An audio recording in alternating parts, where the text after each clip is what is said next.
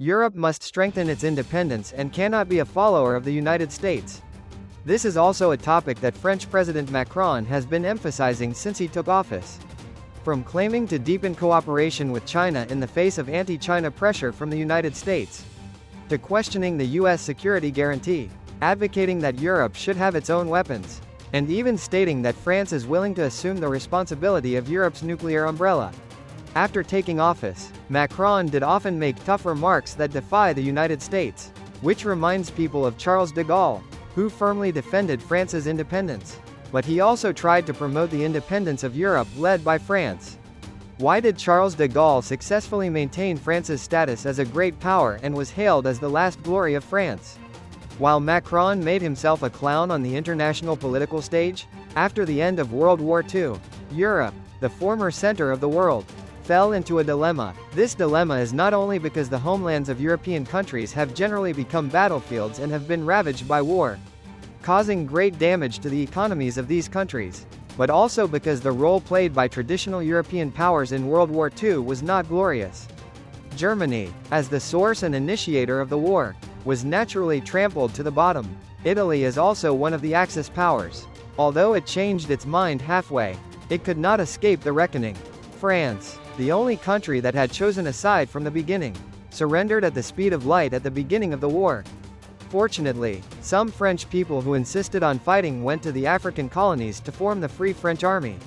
So they did not make no contribution to the anti-fascist war. This dark history of relying on the support of Britain and the United States to restore the country undoubtedly greatly weakened France's international status.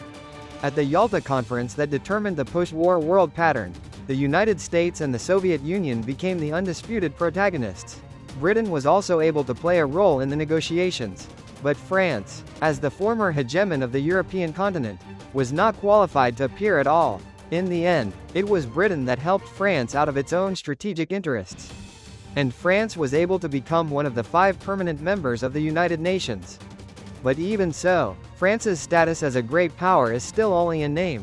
Its economic dependence on American aid and its military dependence on NATO protection made France almost a vassal of the United States. The parliamentary political situation in France made it impossible for France, which was already weak in national strength, to concentrate its efforts, which further aggravated France's predicament on the international political stage. Against this background, a serious political crisis broke out in France in 1958. Under the strong call of the people, the French government invited the French nationalist leader Charles de Gaulle to return to lead the French reform. After Charles de Gaulle came to power, he abandoned the previous government's practice of clinging to colonies in order to claim decency, and chose to grant the colonies nominal independence. He continued to benefit from the colonies through economic control and support of agents. At the same time, he changed the previous government's obedience to the United States and turned to unite Europe to get rid of American control. For this purpose, he did not hesitate to shake hands with his old enemy Germany.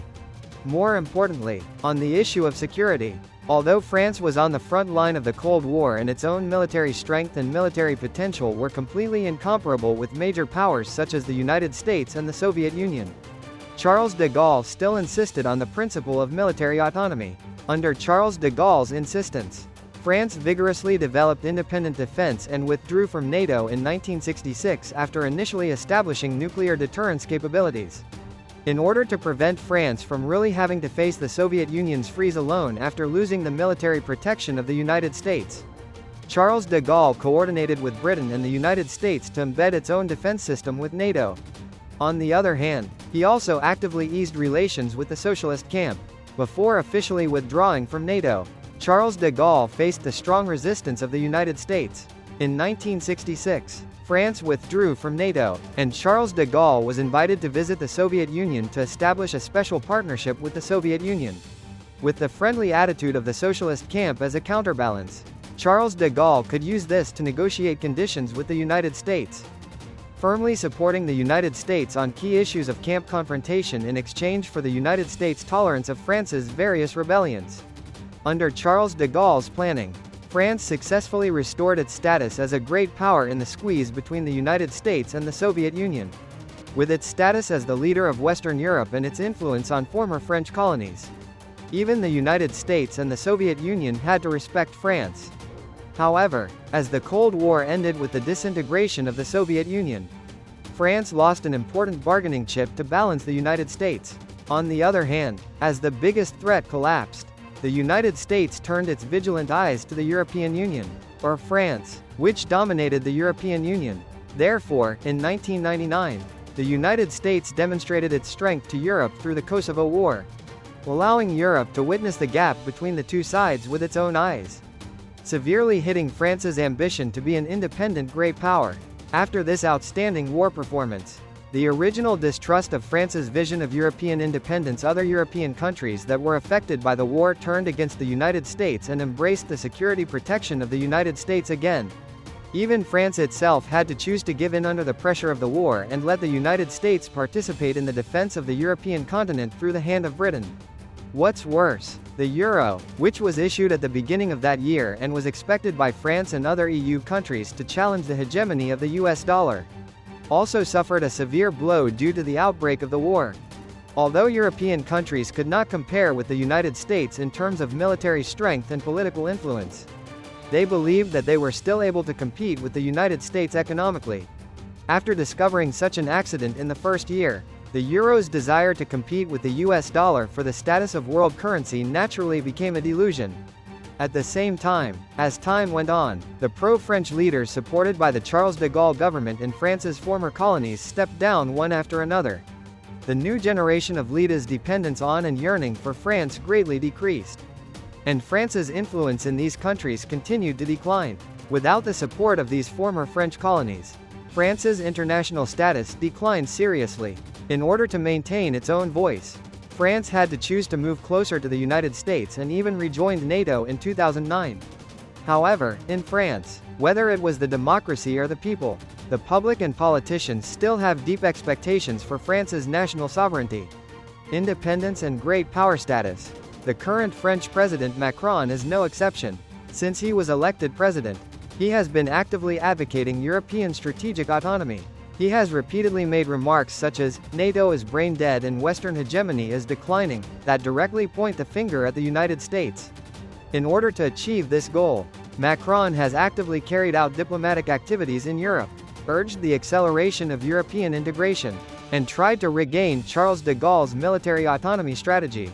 He has repeatedly discussed the idea of establishing a European army in a high-profile manner. This series of remarks seems to be quite similar to Charles de Gaulle's at the time. However, the results of their administration are very different. Charles de Gaulle strictly advocated French independence and indeed reshaped France's great power status. He himself was therefore called the last glory of France. Macron hopes to turn the European Union into a large France and use the power of the European Union to enhance France's international status. But in fact, he can't deal with the EU countries at all.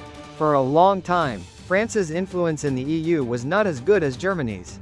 It was not until Merkel withdrew from politics that France's weight in the EU increased. However, due to Macron's limited coordination and leadership abilities, he cannot bridge the gap between EU countries. Due to differences in interests, it is difficult for the EU to reach a consensus on various issues, which makes Macron's ambition impossible to realize. His passionate European independence advocacy and unmade diplomatic efforts have become ineffective diplomatic performances. Unfortunately, the British media, which is at odds with France, mocked Macron for treating the president as an actor. Even the French people are gradually tired of Macron. Macron's approval rating has been declining unknowingly. Originally, France's situation during the Macron era was much more comfortable than that during the Charles de Gaulle era.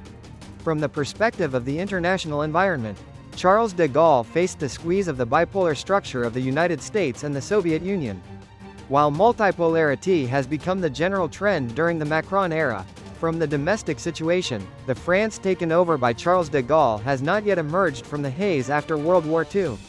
The economy is in a depression and faces a serious crisis politically. Although there are many problems during the Macron era, it is still an economic powerhouse overall, and the political environment is stable. However, with a better international environment and more French trump cards, Macron tried to emulate the Charles de Gaulle story, but failed to achieve France's rise. Instead, it aggravated France's predicament and made himself a laughingstock. This is largely because of Macron. Macron claimed to be a follower of de Gaullism. but he only learned the superficial tactics of de Gaullism, namely, uniting Europe and easing tensions with Russia to balance the United States, and he did not understand the true essence of de Gaullism. The foundation of de Gaullism is realism based on strength, which is based on the correct judgment of the international situation to maximize the benefits for France. However, Macron's judgment on both French strength and the international situation is obviously very biased. Or his cognition of these aspects is not based on reality but on France's ideals. In Macron's view, France, as the only independent major power in Europe, should lead Europe. However, since France's own strength is not strong enough to convince other European countries, this ambition has become France's hegemonic ambition in the eyes of other European countries, which has in turn aggravated the division in Europe. Macron hopes that the United States will win over Europe because of the threat from China, and tries to get the United States to loosen its control over Europe by being tough on China. But in fact, the United States does want to suppress China, but this does not prevent them from reaping the benefits of Europe.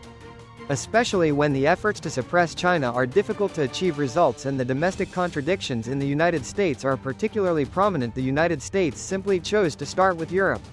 Various actions based on naive idealism and misjudgment have caused Macron's ideas to be repeatedly out of touch with reality, making Macron's attempt at a new de Gaulle doctrine a joke of drawing a tiger but not a hound.